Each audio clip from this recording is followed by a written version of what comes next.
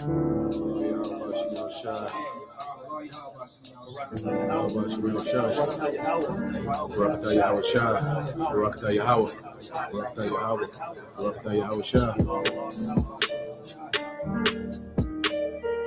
power of good is more terrible than the power of evil. You know, it ain't Satan with demons coming back shooting lasers on people, man. It's gonna be Yahweh Shai with his holy angels, man. That's powerful, man. Blasting people to nothing, man. You know, hey, it's beautiful and it's terrible, man. That's terrible, all right? Everybody gonna be afraid, man. For behold, the Lord will come with fire, and with his chariots like a whirlwind, to render his anger with fury, and his rebuke with flames of fire. For by fire and by his sword will the Lord plead with all flesh, and the slain of the Lord shall be many. This is Job chapter 18, verse 11. Terrors shall make him afraid on every side and shall drive him to his feet. Now this is going to happen to the so-called white man, okay? You so-called white people, you're going to be terrified, all right? Terrors will make you afraid on every side, okay? And you're going to have no place to run to, no safe haven, all right? Because your kingdom is going down, all right? And it's going to go down drastically, okay? You're going to lose everything, okay? And the whole world will rise up against you, okay? And the nations were angry, and thy wrath is come, and the time of the dead, that they should be judged, and that thou shouldest give reward unto thy servants the prophets, and to the saints, and them that fear thy name, small and great, and shouldest destroy them which destroy the earth.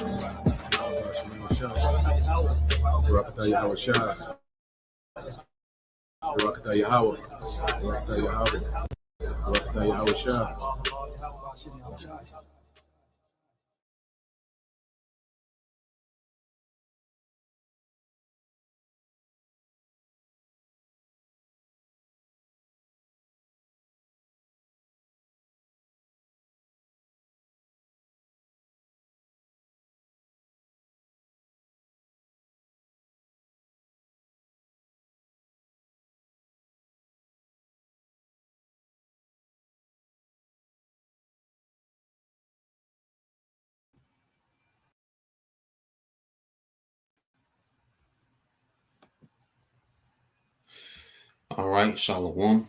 First and foremost, I would like to give all praise and glory unto Yahweh, Bahashem, Yahweh Shai, Bahashem, Kakwadash, and double honors unto the apostles and the elders of GMS who rule well, teach well, being great examples to which on the brothers, and peace and blessings, salutations to the hopeful lake out there pushing his word and truth and in sincerity across the four winds in the name of Yahweh, Bahashem, Yahweh Shai, pushing to get up out of here. Shalom to the hopeful lake, the believers, the listeners who have came back to the obedience of the scriptures through faith in Yahweh Bashim Al-Shah. All right, and what we're going to get into today, you know, is another World War III update, you know, going into a few things that's happening, all right, with the situation, all right, the latest, you know, dealing with Trump, you know, deciding, you know, to be aggressive, okay, with the Yemen government, okay, or what they call the Houthi rebels, and he's, you know, bringing Iran into the mix, you know, blaming them, you know, for the actions of the Yemenese government. And what we're seeing, all right, is the will of the Lord, you know, playing out in the earth, you know, no matter what these devils do, all right, no matter how they try to flip it and spin it and do something different and come at a different angle, it all plays out, all right, into the will of the Heavenly Father, you know, being fulfilled in the earth. And ultimately, this is the path that's going to lead to America being a desert. Okay, no matter which way these devils try to twist it, no matter which angle, which avenue, which nation they try to demonize, it doesn't matter. It's all going to lead, okay, to the same outcome. Okay, prophecy will prevail. Okay, there's no getting around it. You see? So we want to go into a few of these things, what these devils got going on, kind of go into, all right, how we got to this point, with the Houthi rebels, being, a problem, okay, to the West, mainly America and the small hats, okay. Now let's go here. We'll get a couple precepts, and I got a few videos I want to get into and kind of expound on some things. It says Proverbs 19 and 21. There are many devices in a man's heart. Nevertheless, the counsel of the Lord there shall stand. Okay. So these devils, they have all these different agendas. Okay. They have all these different expectations, where they think they're gonna be within, their new world order agenda. And, they got all these things going on and sanctions and demonizing this nation, and the AI going over here and this going over there. All right. But at the end of the day, the counsel of the Lord, Yahweh Bashim al Shad, that shall stand. Okay. And the counsel of the Lord is not in favor of these devils, man. Okay. So these devils, all right, as we always say, have been given a tall task to try to figure out a workaround of the counsel of Yahweh Bashim al Shad, which it can't be done. Okay. So everything that we see that these devils, okay, are doing is leading to their own demise. And they're playing right into the hand of our power, man. And everything we see happening, all right, everything is working in our favor. We always have to remember that everything we see happening is working in our favor, man. Okay, from the government, cuts, okay, inflation, these different conflicts, and all these different things that we see happening. We have to remember that they're working in our favor for prophecy, man. Okay, so let's read this one. All right, this Proverbs 21 and 30 said, "There is no wisdom, nor understanding, nor counsel against the Lord Yahweh by Shema Shai." Okay, and even this devil, trying to undermine, all right, the prophecy and the will of Yahweh Bashem Al Shai. Well, he's playing into the will of the Lord. We have to remember that Esau Edom is not doing anything cute. He's not doing nothing that's not accounted for when it comes to the scriptures and the will of the Lord. He's doing exactly, all right, what he was created to do, man. That's be the wicked and be the adversary. Okay, and he's going to end his own rulership in war. Okay, the Lord put the spirit on the devil to create the weaponry that's going to destroy his own infrastructure within his rulership, man. Okay, showing you that he is. All right, we're about to see. Okay, wow, our power has the name he is, man. Okay, and nothing can be done, all right, against the Lord's will. Everything for it. Okay. Now you read this in verse 31, Proverbs 21 and 31. The horse is prepared against the day of battle, but safety is of the Lord Yahweh Bashem al Shai. Okay, so the horse is prepared against the day of battle, but safety is of the Lord Yahweh Bashem al Shai. So when we're seeing these nations, because the modern day horses would be any military, hardware or technology. Okay, so we're seeing these nations boot up. Okay, as the scriptures say, prepare ye the Gentiles for war. All right, so these nations are gearing up for this war. All right, the only safety, all right, is in Yahweh Bashim al Shai, because only the elect is going to be delivered. Because we got to be delivered out of this war. Okay, because this is the war that's going to cause the earth to reel to and fro like a drunkard. And this is the war Yahweh Shai is going to intervene and judge amongst the nations, man. Okay, and this is what we need deliverance from. And the only safety from these things, all right, that's going to happen, this war that's to come, is in Yahweh Bashim al Shai. Okay, so these you're going to see, okay, Trump, is at it again, huffing and puffing, speaking about what he's about to do. But true safety, the only, all right, reliable safety, okay, in the times to come is going to be for the elect, okay, within Israel, okay. Everyone else is going to be vulnerable to this war, all right, even to the times leading up to this war, okay. So let's go from there. I got a few clips. Now, the main talk in the news is, Trump's approach, to the what you call the Houthi rebels. Okay. Which, that's Esau loves to call everyone a rebel. When there's no bigger rebel in the earth than this devil. Okay. But he loves to call everyone a rebel. You see? So dealing with the Houthis, all right, with the hell with them anyway. But we're gonna go into how they became in this algorithm of war. Okay, because I know the Houthis, you speak about the Houthi rebels, even Yemen, that's not a household name. Okay. So let's go here. And this kind of sums up, how we got to this point that we're at now. Okay. So I'm gonna play this. It's gonna go into the Houthis and the impact that they have in their region, and why, they've been such a pest, all right, to America and the small hats. Okay. So let's go here.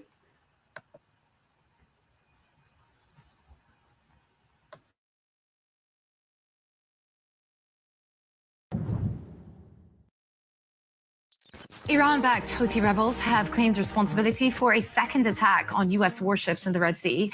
The group says this is in response to U.S. airstrikes in Yemen and have vowed to continue the maritime operation. A new war front has opened in West Asia this week. While Washington is unleashing its lethal weapons on the Houthis, the Yemenis have promised to expand their strikes to block Israel's navigation and to attack U.S.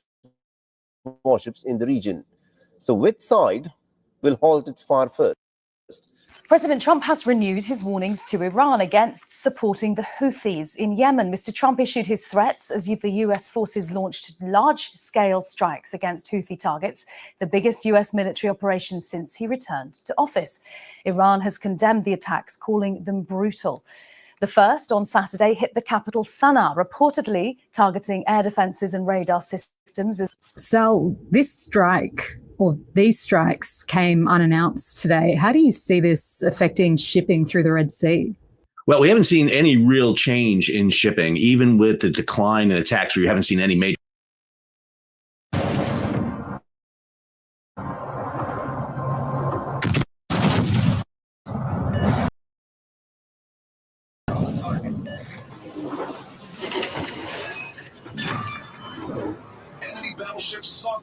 Attacks by the Houthi in several months now. What we've seen happen over the past year is about a 40% reduction in the number of ships sailing through the. So there's been quite a worrying development for ships operating around the Middle East lately. Apparently, Yemeni missiles and drones can now hit targets way beyond their previous reach, potentially going as far north as the Eastern Mediterranean. That's according to the latest heads up from the Joint Maritime Information Center, which came right after Yemen's armed forces fired what's described as a hypersonic ballistic missile aimed towards Israel. Thankfully, the missile was intercepted before it could hit forces since the ceasefire kicked in between Israel and the Palestinian resistance groups in Gaza back in January. But that calm might not last if tensions keep rising. After that latest missile was fired at Israel, Yemen's armed forces released a statement saying their ban on Israeli navigation would stay firmly in place until Israel stops its aggression towards Gaza. In response, former US President Donald Trump issued a typically strong-worded warning, saying the Yemeni forces would be completely annihilated if they dared to resume attacks on international shipping. Here at OMT News, we're all about giving you honest, straightforward insights into conflicts like the ones affecting Palestine, Yemen, and beyond. In a world where propaganda is everywhere and news often comes wrapped in one of the world's most vital maritime corridors has. If you value unfiltered, honest analysis, don't let attempts to silence voices like ours succeed. Hit like and share this video widely to help push back against algorithms and the waves of IDF internet bots. And if you haven't already, subscribe to stay informed and ahead of the conversation. What has largely gone unnoticed is the significant impact these attacks have had on the US dollar. Since disruptions to shipping lanes began, traffic through one of the world's most vital maritime corridors has sharply declined. While attention has primarily focused on the costs associated with Israeli ports, The broader and cumulative effects of this crisis on the strength of the greenback have often been overlooked. By late 2023, Yemen in the Red Sea, ostensibly to pressure Israel and its allies. Almost overnight, one of the world's busiest maritime corridors became a danger zone. The Yemeni armed forces fired missiles and sent explosive drones at commercial vessels and even at US and allied warships in the area. In one dramatic incident in November 2023, they seized a cargo ship they claimed was linked to Israel, taking its crew hostage. These rebels framed their actions as retaliation for the Gaza conflict, a show of solidarity with Palestinians. But to the shipping industry and global economy, it was the opening of a perilous new front. The impact on Red Sea shipping routes was immediate. Vessels traveling between Asia and Europe, or beyond to the Americas, normally transit via the Red Sea and Suez Canal, a route that handles roughly 12–15% of global trade. Suddenly, that shortcut was fraught with risk. Major shipping companies like Maersk and MSC halted or rerouted their ships to avoid the Red Sea. Many ships began taking the long way around Africa's Cape of Good Hope, adding over a week of travel time in each direction.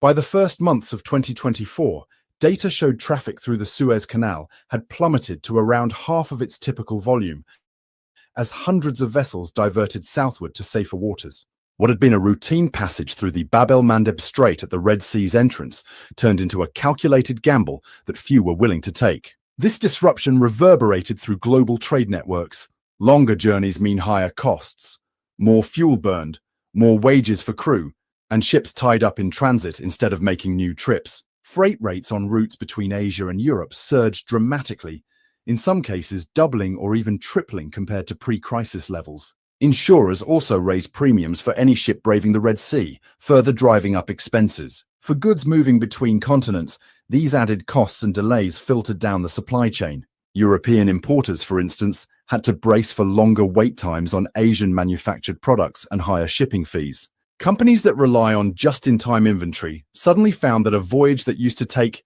say, 20 days might now take 30+ days, forcing them to adjust their logistics. Analysts warned that if the situation persisted, it could put upward pressure on inflation by making everything from electronics to clothing a bit more expensive in the West. In short, the Red Sea attacks added another headache to a global economy already dealing with war and uncertainty. US trade, fortunately, was somewhat insulated from this turmoil, but not entirely. The United States conducts the bulk of its trade with Asia across the Pacific Ocean and through West Coast ports or the Panama Canal, so most American consumer goods weren't directly stuck on the wrong side of the Red Sea. Shoppers in the US did not see store shelves go empty due to this, and any increase in prices of imported goods was negligible. A senior economist quipped that transport costs are usually only a tiny slice of a product's final price, so even doubling those costs would barely nudge the price tag for US consumers. That said, certain US trade routes felt a pinch. For example, some American exporters ship commodities like grain and coal to Asian markets via the Suez Canal route. With the Red Sea in chaos, a portion of these exports had to be rerouted. Some grain shipments from the US Gulf Coast were shifted to depart from West Coast ports and sent across the Pacific instead. These workarounds came with their own costs, like extra rail transport within the US, but ensured America's trade kept moving. There was also a brief scare in energy markets. Global oil prices ticked upward in late 2023 as traders worried the conflict might broaden and threaten major oil. I switched. Everyone's switching to Red Pocket. Oil shipping choke points. This meant US gasoline prices saw a minor bump or, at the very least, didn't fall as much as they might have. However, the effect was short-lived. By early 2024, oil markets calmed once it became clear the Red Sea disruptions, while significant, wouldn't completely choke off global oil supply. Overall, the consensus was that the hit to the US economy was minimal, a testament to diversified trade routes and a bit of luck that the crisis didn't spread further. American growth forecasts for 2024 barely budged, even as economists kept one eye on those Red Sea headlines. Currency markets provided another window into the situation's global impact. In times of geopolitical tension, investors often flock to safe haven currencies, and late 2023 was no exception. The US dollar saw a modest boost as news of the Red Sea attacks spread, and Middle East tensions ran high. Traders moved money into dollars, as well as into other traditional havens like the Japanese yen and Swiss franc, seeking stability amid the uncertainty. For the US dollar, which was already relatively strong, this added demand pushed its value up against currencies like the euro. However, the effect wasn't extreme or long-lasting.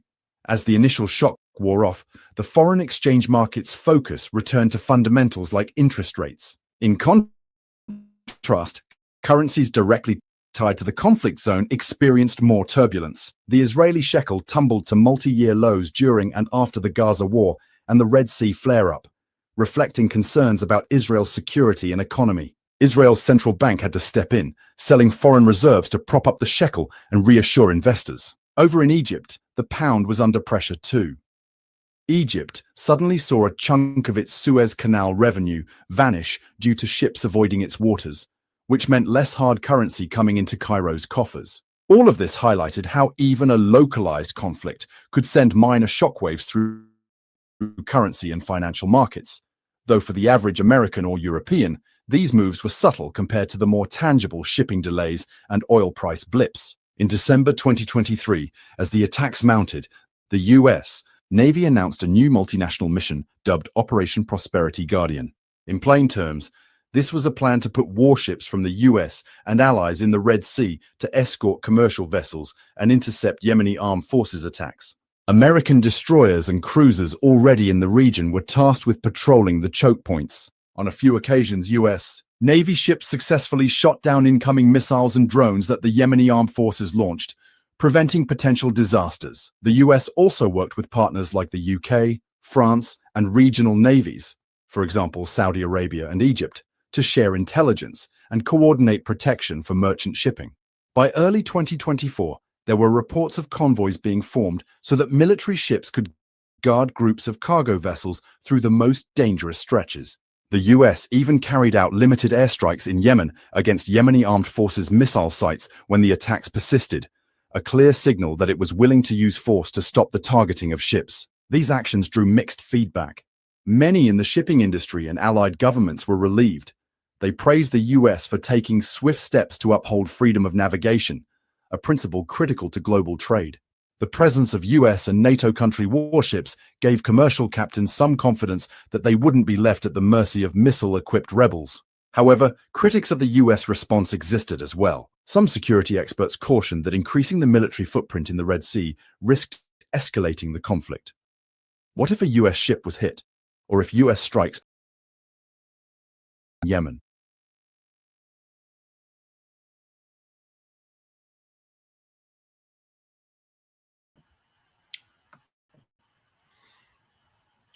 All right, yeah. So, to sum it up, what he was going into.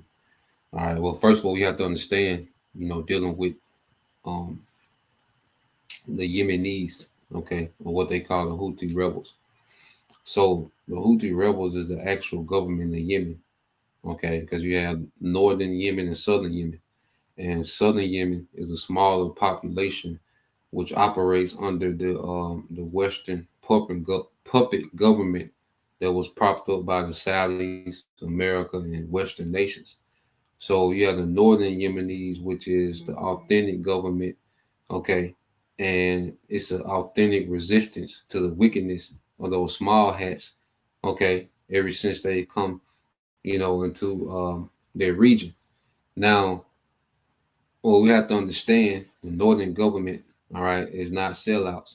And one thing about the East, was Islam, it's some BS. When you get into it, it goes into Satanism. Okay. The higher up you get, you know, but when you go on the surface of Islam, they do look at each other. They do have structure, they have order, and they look at each other as one big family. So what those small hats are doing, to those Palestinians, which Yemen look at them as their brothers and sisters. Okay, Iran look at those Palestinians, their Islamic, all right, brothers and sisters. Hezbollah look at those Palestinians as their Islamic brothers and sisters.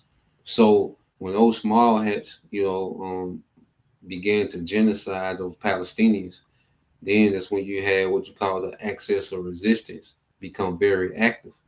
Okay, So what we're seeing with Yemen is they're attacking their shipping based on the genocide that those small hats are carrying out against Islamic, all right, brothers and sisters. Okay, so that's the whole reason that they have been, hindering, shipping, and made that a very dangerous, route to come through. Okay, so as they've been doing that, you see the ripple effect that it had.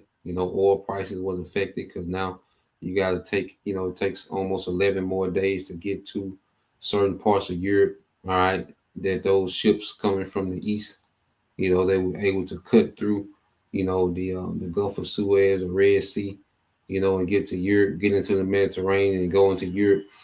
You know, so what happened is you had America had to come and start escorting those ships. Okay, and as America has more ships, in the Red Sea, it just makes that whole environment, more hostile because of the presence of American military. Okay, and so as America, has to come escort these ships, you know, it's pretty much show you that that respect that America once had, okay, is not there anymore because it was a time when you wouldn't dare interfere, with trade routes of Western nations, man, especially America. Okay, but the fact that America has to respond, okay, to what they call rebels shows you, okay, how effective, all right, that region of the earth has gotten, okay, with dealing with America. See, you couldn't put Yemen military on the battlefield and America military on the battlefield. Of course, Yemen would be obliterated. Okay, so what these nations try to do is they understand they're dealing with an empire. They find ways to be effective to effectively hinder, okay, or cause damage to the empire. Okay, and see America, they can do all their bombing they want on Yemen, but Yemen have what you call mobile launchers and they're underground. Okay, and they can resurface on different parts of Yemen. So once they launch and do their attacks, those those launchers go underground and they can reemerge all throughout Yemen. So you don't know where they're gonna emerge next. Okay, and by the time you figure out, where those new launch sites are, they've done the damage, and that's why no matter what America does, they can't stop Yemen, okay, from being, okay, a problem, okay, with those shipping routes on the Red Sea. So they can do as many airstrikes they want. That doesn't deter. That doesn't affect, all right, Yemen's capability of of um, disrupting those routes, those trade routes, those shipping routes. Okay, and what we also have to understand, Iran, because they always threaten of they always make threats of attacking Iran's nuclear facilities. Well, Iran is a whole nother animal because Iran was like, look, if our nuclear facilities are attacked, we gonna shut the whole Red Sea down. There ain't gonna be no shipping. Okay, they gonna shut the whole Gulf of Suez and Red Sea down all the way. No oil, no nothing coming through there. Okay, which will have a major ripple effect. See, Iran can sink them U.S. carriers.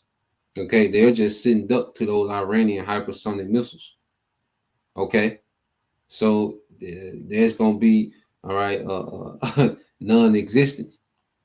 Okay, so you have that dynamic that we see happening over there. But just to go into why the Yemen, all right, or what they call the Houthi rebels, are even a factor, because of their ability, to disrupt, those shipping lanes, which has caused a major ripple effect. As you heard them say, the shekel the small hats, okay, their shekel, seeing the drop, because if certain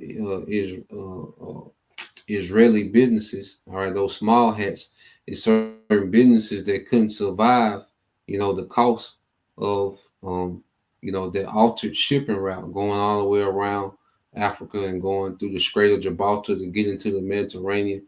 It was businesses that didn't survive, which was a loss of jobs, man.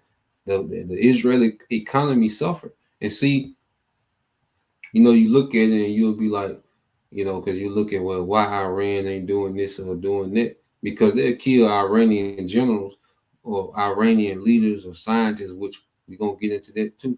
But Iran, at the end of the day, is in the background winning the war of attrition. Because you got to think too, Iran is not spending the money, okay, nowhere near the money that the U.S. is spending, okay, to combat the axis of resistance. That's another thing. Like those U.S. Uh, aircraft carriers, the Yemenis might shoot a $20,000 missile, but America is shooting a $2 million missile to block it. Okay, so that back and forth, you see, that's not good economically. On America's side, see, it's more to war, okay, than just blowing shit up, okay, or killing a lot of people. All right. And what we're seeing is what you call a war of attrition, a slow grinding war. Now, eventually, the Lord is going to cause this thing to just go crazy, go mayhem. All right. But we're just looking at the build up to that. Okay. So, as let's go here.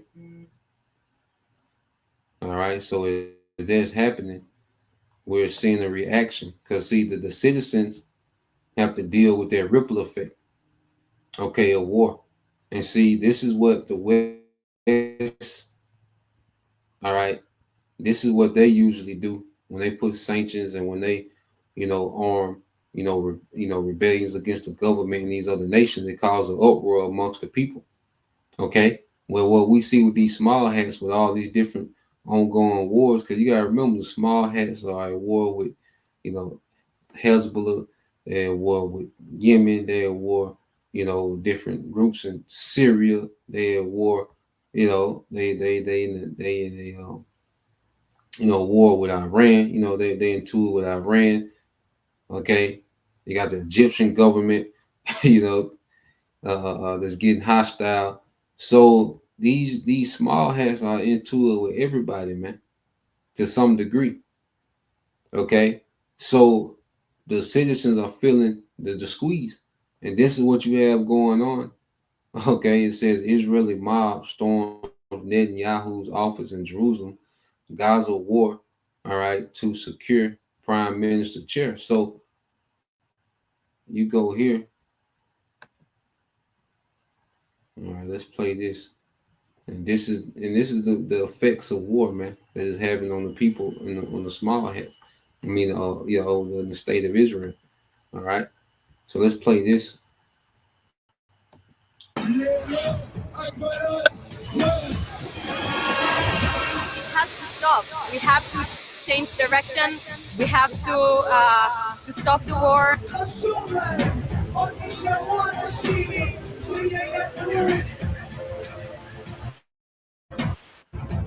They went back to a war that has no necessity to be there, just in order to keep their seat.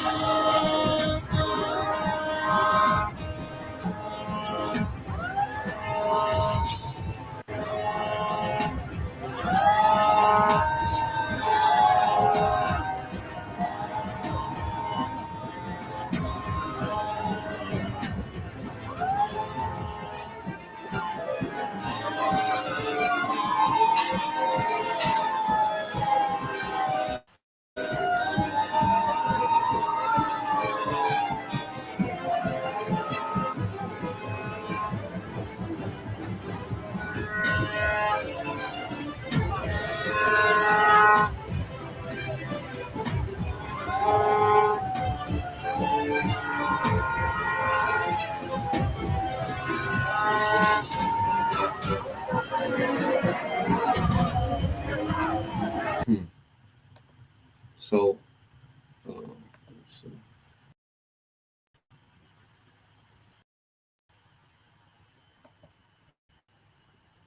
all right. So you have, you know, even civil unrest, beginning to happen in Israel. All right, the state of Israel, because they had a ceasefire, and what Trump did, with him attacking Yemen, okay, and then giving Netanyahu the green light to resume, okay, its offensive in Gaza. So now these people are like, goddamn, you know, yeah, everybody is ready for this nigga to sit his ass down somewhere, man, even his own people, okay? And it's always Amalek. All right, Amalek is Esau was the problem, the nation of Edom, but that goddamn Amalek, man. Okay, so they resume war. All right, now the people stand the threat of feeling more of a squeeze. Okay, because war is good for the super rich. Okay, that benefit off these wars. Okay, but for the common person, war is a burden. You see. So you see an uproar because of the burden of war. Okay, and it's gonna get worse. They haven't seen anything yet, man. Okay, that insecurity, like, cause Yemen, like I say, the Houthi rebels have hypersonic missiles they can touch. All right, Tel Aviv, which they shot one off the other day. Some said it hit, some said it got intercepted. But at the end of the day, just the fact that you got to go through that, as a civilian, okay. The fact that you got to go through that, the sirens, the alarms, and can't, everything the day to day is interrupted, was just good for them small hats. All right, the niggas need to be scrambling, but it's good. It all play out for our part, man. It all play out, for our good. Okay, so let's go from there.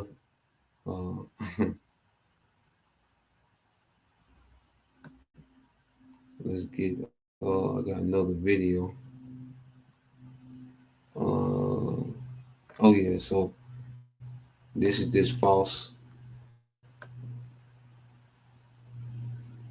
This is this false hope, because a lot of people still look at this guy Trump, okay, as a savior, and he just gets up there and says things, says a joke, and make them stupid ass looks, okay, and people, buy into this man, being some type of hero, okay. So this is latest, promise of security, okay, to the American masses, man, which we know according to the scriptures, this is a no-go. Okay. So let's play this. And if a brother could, let's get Jeremiah 49 and 13. And let's get Isaiah chapter 13, verses 3, 4, and 5. Let's see, another one, Jeremiah, I think 50. I think Jeremiah 50 and 14 and 16.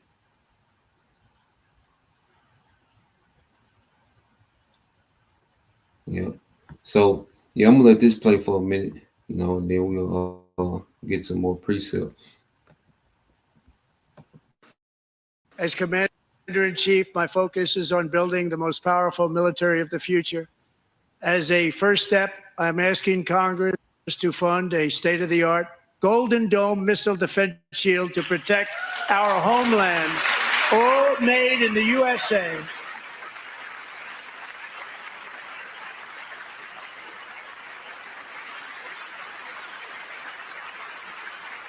And Ronald Reagan wanted to do it long ago, but the technology just wasn't there, not even close. But now we have the technology. It's incredible, actually.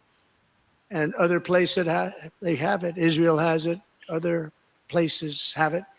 And the United States should have it too, right, Kim, right?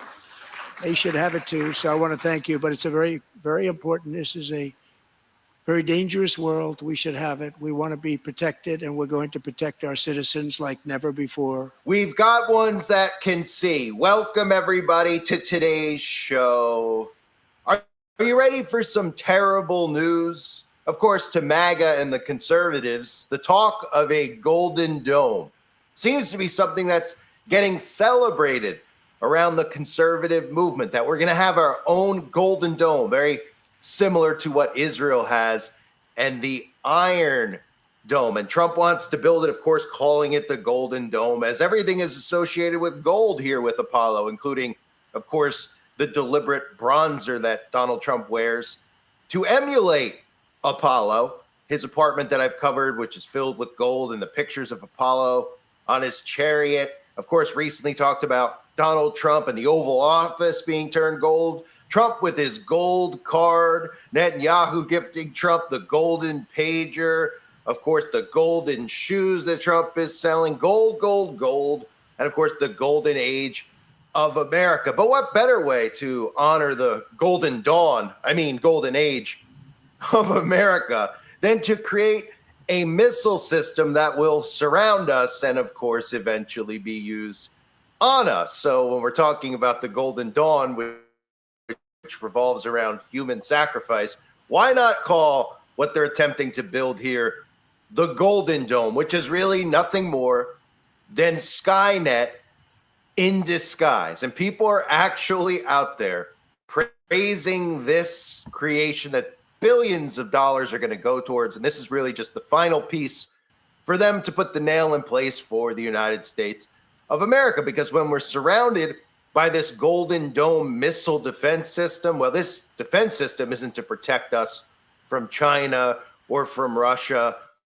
This is the equivalent of really the Great Wall of China, which was never really used to keep people who were invading China out. It was used to keep the Chinese people in. And much like that, this. And I want to fast forward it a little bit into it, all right, because you know, and people hear these things, the Golden Dome, you know, I'm gonna put this, you know, he gonna, you know, they hear about America gonna put this, you know, many billions, you know, into this Golden Dome, you know, and people really feel, you know, they take a sigh of relief, you know, as if their government has their best interests in mind. All right. And at the end of the day, the Lord is against this place. Okay. So even if, you know, which that's another one, I think that's Psalms 127 and 1 and 2. You know, brother can post that too, you know, because I heard him say these things here. All right. As I'm finna fast forward to this point, let these proud Edomites talk. Okay. Think they know it all. All right. But yeah, the Lord has these Edomites set up for complete failure, man. You know, ultimate failure is coming to you devils, man. All right, so let's let this play. And Donald Trump, of course, President of the United States, are talking about an Iron Dome for the United States. It's on the list of things they want to see from DOD. I'm curious, Senator, in your mind, why would we need an Iron Dome? We have two gigantic oceans on each side of us. Reagan looked at a Star Wars initiative. Is this something we need to consider, an Iron Dome? Yeah, and I'm glad you brought up Ronald Reagan. This actually started with Ronald Reagan. In fact, if you listen or watch his movie, it actually mentions it slightly in there. It ended up getting pulled out just because of some treaty. We absolutely should be considering, and not considering, we should have the Iron Dome. In fact, if you talk to most Americans, they probably think we do have a missile system, same as what you see in Israel. But the truth is we don't, which makes us highly vulnerable. Because if we do get attacked by ballistic missiles or hypersonic missiles, or God forbid, even nuclear, it's probably not going to be shot all the way from Russia. It's probably not going to be shot all the way from North Korea or from China. It's going to be shot in international waters just off our shores, which isn't going to give us a whole lot of time to respond. And when you start dealing with hypersonic missiles, it doesn't have a projected pattern like a ballistic missile does, where a ballistic missile has an arc that goes up and you intercept it. When you're dealing with hypersonic missiles, you've got to intercept quick because of the fact that it's moving quick and it's moving at an unpredicted location. So the Iron Dome is something that the president needs to be ushering in, just like he did Space Force. People made fun of him when he said Space Force, and now we realize that the next war will probably be fought in space because it's going to try to knock out our communication. When he's talking about Iron Dome, this is a president that's looking at future fights, and he's looking at a way to prevent it and keep America safe, which, by the way, was part of his promise to America. It's amazing how much Make America Great Again is actually forward-looking and making America great into the future. I mentioned, But he's a Senator, business you guy, helped Will. That's what businesses do. The business owner looks forward. They don't look at today. They look at tomorrow, and that's what President Trump is so good at. innovating, making deals, projecting into the future.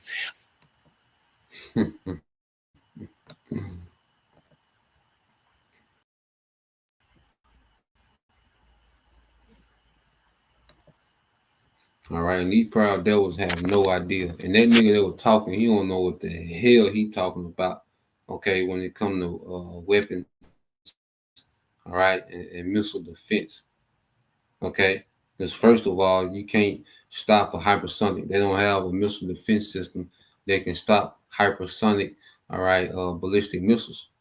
Okay, because the radar, they're moving so fast that the radar can never give an accurate projection, okay, of where the missile will be. Okay, in order to shoot an accurate, all right, projectile to intercept it. Okay, so that nigga don't know what the hell he talking about. All right, but the masses, all you gotta do is put an Edomite in the soup, okay, and make it look like you know what he talking about, you know, and the masses will eat it up. Okay, so let's go here because he said, yeah, they're not gonna come from Russia. They're gonna come from, all right, close off the shore. Okay, that nigga don't know. Okay, that nigga reading a teleprompt. All right, this is Jeremiah 49:13, and this is why at the end of the day, you know, we stick to the narrative of prophecy. Okay, because there's a lot of vain talk, all right, that going out in the earth. Okay, so regardless of, you know, some damn golden dome or American Iron Dome, well, that has nothing to do with the will of Yahweh Shema Shai. This is the brother beyond Yashala, Jeremiah 49:13. For I have sworn by myself, said the Lord, that Basel shall be a desolation, a reproach, a waste, and a curse, and all the cities thereof shall be perpetual waste. Okay, so the Lord has sworn by himself he's going to destroy America, man. Okay, so all this you know, golden dome, you know, it's vain talk. You know, he could have saved it for something else. Okay, the golden dome is not going to protect America from the Lord's judgment, man. Okay, let's go here. It's the brother Yahweh, the hopeful elect 3, Isaiah 13:3.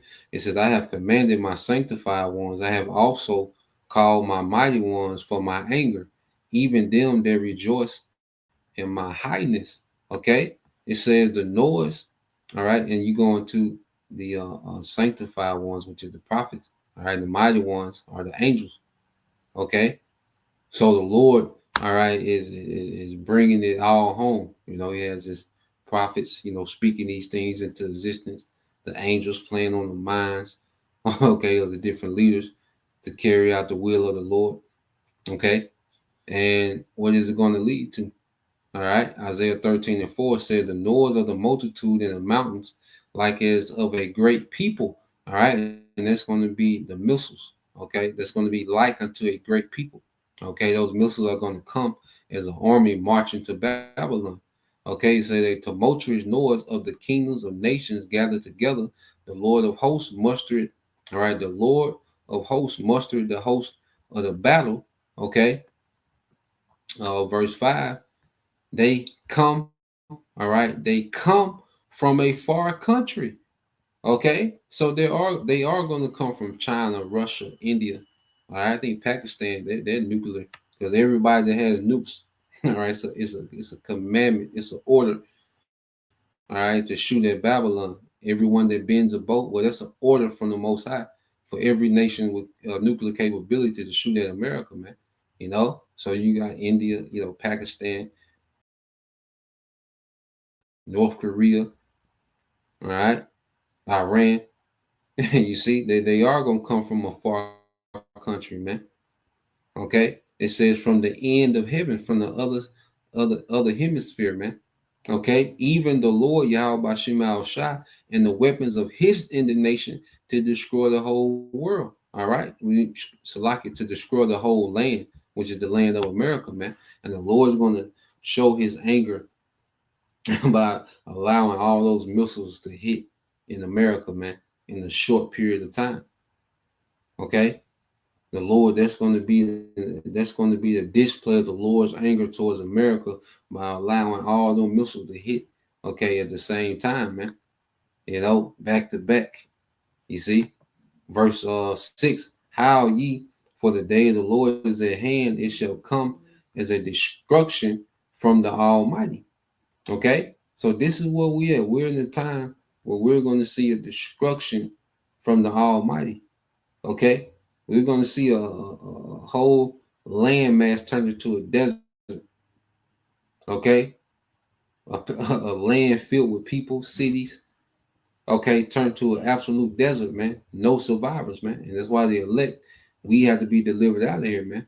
Okay, let's jump down. This Jeremiah 50 and 14 said, "Put yourselves in array against Babylon round about. All ye that bend the bow." That's everyone that has nuclear capability, man. Shoot at her. That's an order. Spare no arrows, okay? For she have sinned against the Lord Yahweh by Shema Shai. Okay, and see, this is why all that vain talking, okay, all these agendas and expectations of the wicked. See, all that is null and void. Okay, America is in bad standings with Yahweh by Shema Shai. Okay, Allah Shajah. Okay, and the Lord is going to show them that they're in bad standings, man, through judgment. Okay, verse this is Psalms 127:1. It says, "Except the Lord, all right, and build the house, they labor in vain that built it. Except the Lord keep the city, the watchman waketh but in vain." So there'll be labor to put money into a missile defense system when the scriptures say you're going to be obliterated. You're going to be turned to a desert. Okay, spare no arrows. You see, that's absolutely all right, vain, empty, waste of money and time to build a missile defense system when the Lord has sworn that He's going to sworn by Himself that He's going to destroy Basra and the cities thereof. Okay, which is America, man. So we're seeing everyone that's going against prophecy. Their mindset is against prophecy. Okay, they're laboring in vain. Okay, so we're watching the devil labor in vain. Even Trump with all their peace talk, man. I mean, we're not in the time for peace. Okay, we're in the time for war. Okay, now let's go from there because what has Iran been doing? Let's see. Let's go here with Iran. See what they've been on lately. In the midst of all this, man, in the midst of all this peace talk, nations have constantly just been getting ready for war. Okay? Let's play. Iran has successfully launched its heaviest military payload into orbit using the Simorgh rocket, marking a significant shift in its space capabilities. The 300-kilogram payload, which includes the Fakhr-1 satellite named after an assassinated nuclear scientist, now orbits 400 kilometers above Earth. This launch represents the first time Iran's civilian space program has carried military equipment into space, raising questions about the true nature of Tehran's aerospace ambitions. But what does this military satellite actually mean for regional stability and international relations? What exactly is behind Iran's decision to launch military technology at this particular moment? The timing couldn't be more sensitive. The Middle East faces extreme instability with ongoing conflicts in Syria and Gaza, plus a fragile ceasefire between Israel and Hezbollah in Lebanon. Iran's choice to demonstrate advanced military capabilities now sends a clear message to regional rivals. Iran rejects negotiations under American pressure, declared Iranian President Masoud Pezeshkian recently, telling former President Donald Trump to do whatever the hell you want regarding proposed nuclear talks. To fully grasp the significance of this launch, we must understand Iran's history of space development amid international sanctions. Since the early 2000s, Iran has steadily built its space program despite technical setbacks and international pressure. The Simor rocket itself represents years of engineering work, carrying what Iranian officials call an orbital propulsion system, alongside research equipment. The US has consistently warned against such launches, claiming they violate UN Security Council resolutions by enhancing ballistic missile capabilities. However, specific sanctions against Iran's missile program expired in October 2023, creating a legal gray area for Tehran to exploit. The IAEA chief has stated that Iran now possesses sufficient enriched uranium for multiple nuclear weapons, highlighting why Western nations view this satellite launch with such concern. Iran's defense budget is set to increase by 200%, funding a massive expansion of domestic military production in response to international restrictions. Iran's main export is murder, claimed Israeli Ambassador Michael Oren, reflecting the deep suspicion with which many view Iran's technological advancements. Meanwhile, the Zul'Jana SLV tested in 2021 demonstrated Iran's growing capability to place satellites weighing up to 220 kilograms into orbit. Future rockets named Soroush 1 and 2 are already planned, with projected capacities to lift 8 and 15 tons respectively. While Iran insists its space and nuclear programs serve purely civilian purposes, US intelligence agencies maintain that Iran had an organized military nuclear program until 2003, suggesting ongoing covert activities. The expired sanctions have created a window of opportunity that Iran appears to be aggressively exploiting. Without international limitations on its missile program, Tehran can now more openly develop dual-use technologies with both civilian and military applications. So, what does this military satellite launch really mean for global security? It demonstrates Iran's growing technical sophistication despite years of sanctions and isolation. The successful placement of military equipment in orbit suggests Iran's missile and guidance systems have reached new levels of reliability and precision. This advance comes as Iran continues enriching uranium to near weapons-grade levels, creating a concerning convergence of nuclear material and delivery capabilities that alarms Western intelligence agencies. The launch therefore represents not just a technical achievement, but a strategic statement about Iran's determination to advance its military capabilities regardless of international pressure or regional instability. As tensions continue to simmer across the Middle East, all eyes will remain fixed on what Iran chooses to do next with its increasingly sophisticated space and missile programs.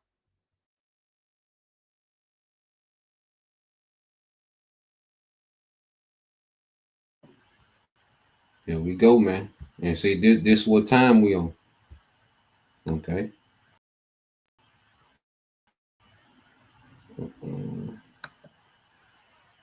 Yep. And this what time we on, man. All right. Prophecy gonna prevail. Okay. And everyone has their part to play. All right. Let's get these few from you brothers. Is the brother Yahweh, the Ecclesiastes 3:1. To everything there's a season. All right. And a time to every purpose under the heaven, which is in the earth. Okay. It says a time to love, a time to hate, a time of war, and a time of peace, man. All right. And right now we're in the time of war. All right. The earth is full of hatred under this devil, Esau, Edom. You know, everybody's, you know, the odds, you know, the vision from top to bottom. Okay. Left to right, you know. And these nations, they're locked into, the Lord got them tapped into, okay, war. Okay, so here it is, Iran, is putting satellites in space, okay, enriching uranium, and you best believe, because there were rumors last year that they, had recorded some earthquakes in Iran, and they were speculating that Iran was testing nukes, okay, and I speculate is exactly what it was, man. That's when they was having it back and forth with the small hats, and the small hats were saying, "Well, we just gonna nuke them." Well, goddamn, like it go both ways, okay? No, it go both ways.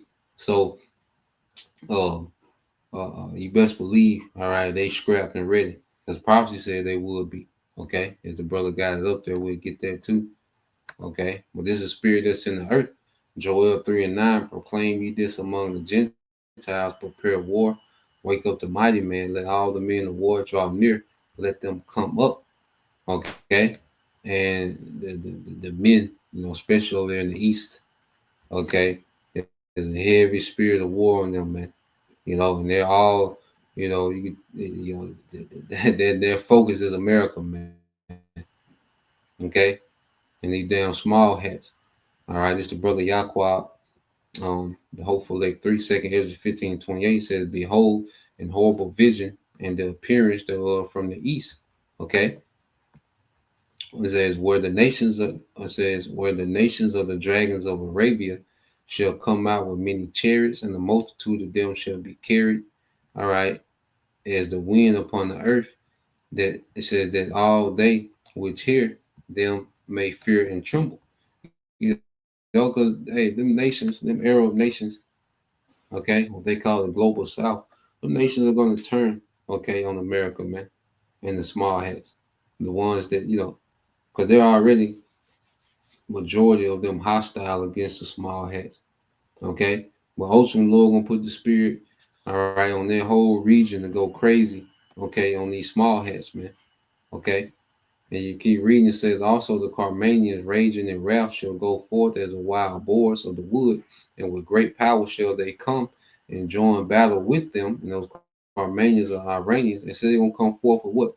Great power. All right. And it says, "In the wild boars of the wood." And when the wild boar is in a position to where it has to be aggressive, it's hard to kill. Okay. So the Lord gonna have a crazy spirit on them Iranians, okay, and He's giving them, a great power, man, militarily, man, okay.